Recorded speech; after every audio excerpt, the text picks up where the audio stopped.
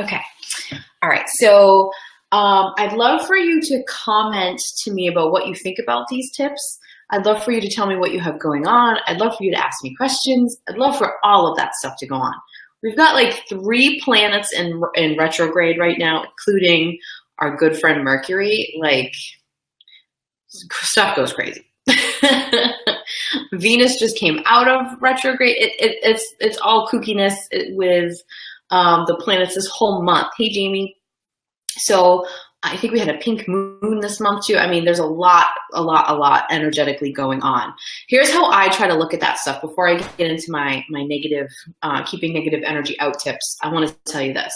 When it comes to like going into something like Mercury retrograde and knowing that stuff's going to get a little bit wonky, don't go into it with this big like, oh no, right? We all have moments of that. I constantly do. You know me, I'm always going, Mercury, just like Jerry Seinfeld says, Newman, right? That's me. But if you go into Mercury retrograde like, oh, this is just going to be one giant crazy time, then you're going to set that intention for it to be that. So I always try to think like, okay, things get a little topsy-turvy, but it's always for the better. And I do honestly always look forward to what comes out of it. All right. I think the most bracing that you have to do in a Mercury retrograde is for the way it throws people off around you, right? Like, whoa, people, calm down. Do you feel like saying that to everyone? Settle, settle. That's what I say like all day long, settle. And so this timing is awesome. So let's talk about these 3 magical, awesome tips for keeping negative energy out. Okay. Jamie says, yeah, pink moon, the worm moon. Yes, that was a couple nights ago, Jamie, or I don't remember when that was, but it's all of that stuff is happening in this month, which is cuckoo town to me, right? Hey, Maureen. Okay. So the 3 tips. The very first tip I have for you is something called energetic mirrors. Okay. So when you are somewhere and you start to feel negative energy coming at you, you want to flip these mirrors up. Okay. This works best when it's around people throwing negative energy at you. So there are people, I'm sure you've noticed them in your life. We call them energetic vampires. When they are around an empath with good energy, they just like cling on and they just try to suck that good energy out of you and take it for themselves. And it's tough to deal with, okay? So if you actually imagine that you put up some mirrors, okay, and whoever you're around, especially those people who do that, the vampires, but also the people who give you those like backhanded compliments or always trying to bring you down a little bit with their sneaky littleness, or you just feel like they're sending you some yucky energy, what you want to do is put those mirrors up so whatever they're giving to you isn't even getting to you. It's just bouncing off of your mirrors and back at them. And you'll notice that people stop a lot faster because their own negative stuff is just coming right back at them. Also, if you think of the concept of a mirror, besides bouncing back, it also shows people what they're doing. They see their reflection, right? So it really does energetically start to make them feel the way that they're throwing stuff at you. They start to experience that. And that's not to be mean. They're creating it, right? You're just not taking it on so that you can remain in a good space and you can remain being as kind as your boundaries will allow you to be. How's that? Is that a good way of saying it? So that's my first tip. Activate the mirrors, okay? I always picture like, I don't know, like I'm some kind of transformer or Power Ranger person and I'm like morphing and my mirrors go up or something. So that's the first thing. You just picture it, and as soon as you do it, you'll feel protected and you'll notice that energy doesn't even have time to get to you. It's just bouncing right back at them. And you'll notice the effect that has on people. Okay. You can also do this if you're in a space that feels very uncomfortable to you. You can put these up too, and it's very, very helpful. All right. Tip number 2, starve the negative energy. Negative energy cannot keep going unless it's continuously fed, whereas positive energy just keeps going and building on its own, because negative energy is really just a lack of positive energy. It's a lack of feeling powerful and good and happy and fulfilled. That's where negative energy is born, okay? So this negative energy, if you stop feeding the negative energy, it will stop growing and it will starve and it won't have anywhere else to go. And you'll actually, I mean, ideally, if you're around someone being super negative to you, you would just leave, right? But that's not always an option. So what you would do is just starve that part that's negative, or that's draining, or bringing you down. You would starve it. So here's how you do that. You push back positive energy for one, but you also just literally don't feed it. So when someone's like, oh my God, I'm having the worst day ever, this happened and that happened, don't be like, oh my God, you poor thing, right? I mean, maybe do that one time, and if they don't move on, fine. But really, you don't wanna do things like that, because you're gonna feed that state for them of being in that really negative place. And you don't wanna do that. You wanna bring people back up to positive. Remember, everyone's soul, the natural state is in a positive, peaceful place. That's where we all want to be operating from. So if you're in a negative place, that's not ideal. It's not a place you want to be. So you are serving people by not feeding into their drama, or their victimness, or their negative energy that they're bringing to you. Okay, so we all know those people who they walk in a room where you see them calling on your phone, and you're like, because you know it's just going to be an energy drain. So do not feed it. Let that energy starve, okay? If it's a person talking to you and they're just, everything's negative coming out of their mouth, and you're starving it, but they're still going with it, what you can do to truly starve that energy and truly make it stop is offer them solutions, not super specific, but solutions from getting from point A to point B. So let's say they're complaining because their car is in the shop and it's not working, and they have so many places to go, blah, blah, blah, blah, blah. And after like a normal venting time, they're still going and like, woe is me. And they're all the way to the place of like, I have the worst life ever because my car's in the shop for 2 days, right? We all know those people, and people get stuck there, even the best of people, right? So they're in that space. What you want to be doing is saying solution speak. So, well, when will you get it? What are some other options you have to get from point A to point B? Oh my gosh, I recognize that that's such a big inconvenience to your life, but what are some ways that you can get around this? Is there a way that I can help you get through this? I think that's really tough, but what are some solutions to getting your kids where they need to be, or getting to work?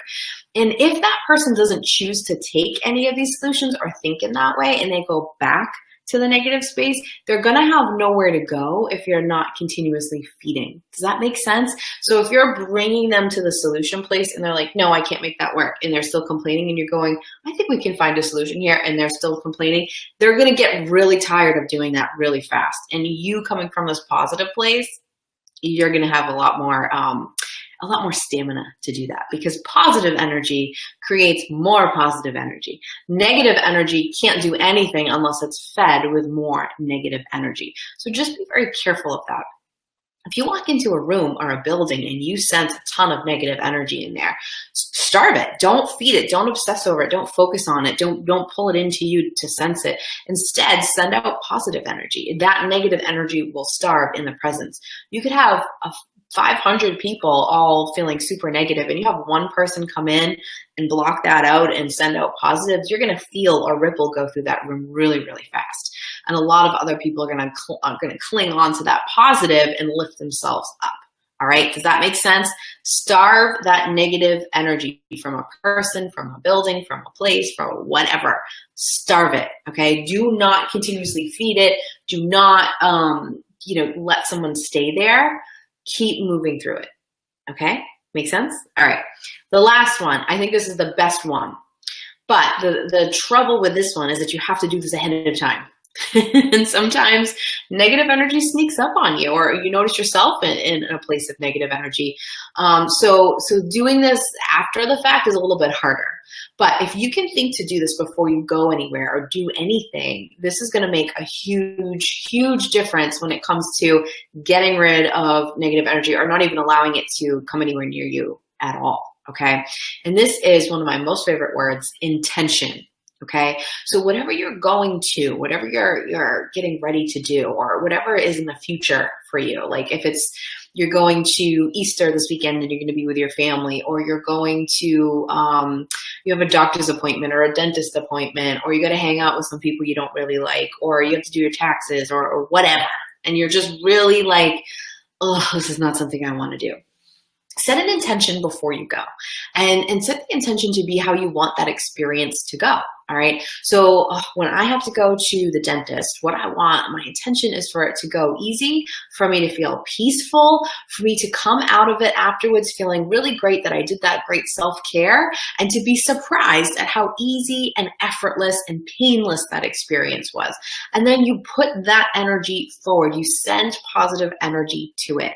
Too often, we really just send a lot of negative energy ahead of us, things that we're afraid of happening, right? Our ego loves to do that. Like, oh, I'm nervous about this. What if this goes wrong? What if that happens? OMG, right? And we stay there and we don't send any positive. So it's super, super important to do that. I get a lot of messages of I'm going in for a medical procedure tomorrow or this day, or so my cousin is, or my friend is, or my kid is, can you send me some good energy? I absolutely can. And you also can too, by setting the intention of how you want it to go. It's okay to also feel nervous. It's okay to also fear stuff, but you want to be adding in that positivity, because that makes a huge difference. It also puts you in a place where you have tools for how you want this to go, aside of just playing defense with it. It's more offensive. Like, this experience is going to go this way. This is what I'm intending for. It's not saying I'm trying to control it. It's saying my intention for this is for this to go really well and for me to take stuff out of it. Okay, makes sense? Hey, Kelly. So let me just go back over super quick and go through those 3 tips for keeping negative energy out.